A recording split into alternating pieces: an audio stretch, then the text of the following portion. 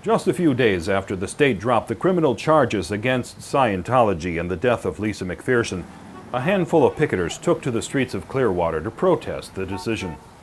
This small band of picketers drew the attention of the local TV stations.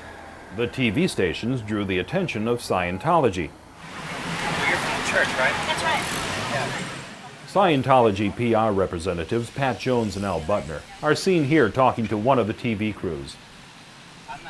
Although it's hard to hear in this recording, especially over the support of honks of passing motorists, Pat Jones and Al Butner are trying to tell this cameraman that there's no story to be covered. Yeah, but I'm just telling you that, this happens every time I come out here. You guys try to do the same thing. They're out here for their reason. You're out here for your reason. Yeah. Frankly, I don't care. I'm just doing my job. That's fine. I understand your job. I don't see what the newsworthiness of this is. Why don't I'll tell you what, why don't you call my news director and discuss that?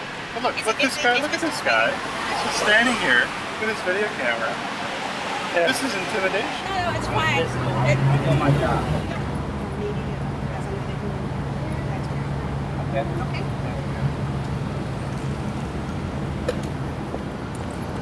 I think everybody should be ashamed and disgraced over the last week's incident of the dismissal of the case. It's obvious that Church of Scientology has Clearwater totally under its control right now. I lived here all my life. I remember before Sinos were here. Yeah? And then old Elron rolled up in his yacht, and they just give the town to him. They got their own police force. That's one thing that I think really sucks. It proves Clearwater's police are a bunch of wimps. That pisses me off. Cops are even working with them. Sure they are. On their off-duty hours, they're out here working for Scientology. Really? Yep. Here the police stopped Jeff Jacobson for walking too close to the Scientology buildings. The police asked me very nicely for my name and address and date of birth. They apparently think that I might be violating ordinance about a 10-foot rule. They're going to write a report and give it to the judge and see if I'm a criminal. Got me. But Jeff wasn't the only one stopped by the police. A short time later, I accidentally stepped into the 10-foot buffer zone set up in the injunction. You were an evil violator of the 10-foot rule. And Geraldo, he was like wetting his pants. Oh man, I'm getting this on tape. Whoa! So, you're screwed, man. Meanwhile, the media continued with their interviews. Well, he asked me, first of all, who I was, and he asked me why I was out here, and I told him it's our opportunity to, thank you. It's our opportunity to show our moral outrage at their moral bankruptcy. The fact that there was a travesty committed this week, and that he asked me whether I knew Lisa. I said no, I knew her family. And he said, what was the point of us demonstrating on her behalf? Thank you! And thank you! And I said, because she's just represents many of the people who've been killed by Scientology, who've been injured by Scientology, who've been damaged by Scientology, and for all the nameless, faceless people that have been hurt or intimidated or scared by Scientology. Tell us, why are you still out here? Because it's a travesty of justice.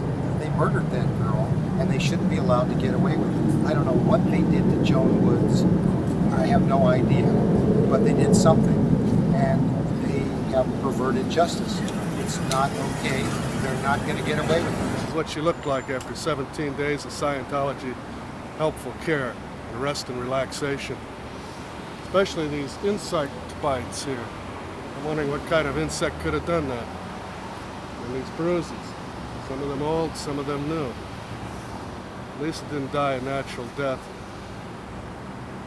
And that's got to be brought home to Scientology. You know, people don't realize that if Lisa McPherson was their daughter, their mother, or their sister, or any of their relatives were in that situation, they would want to do everything they could to remedy it. Hey! Thank you!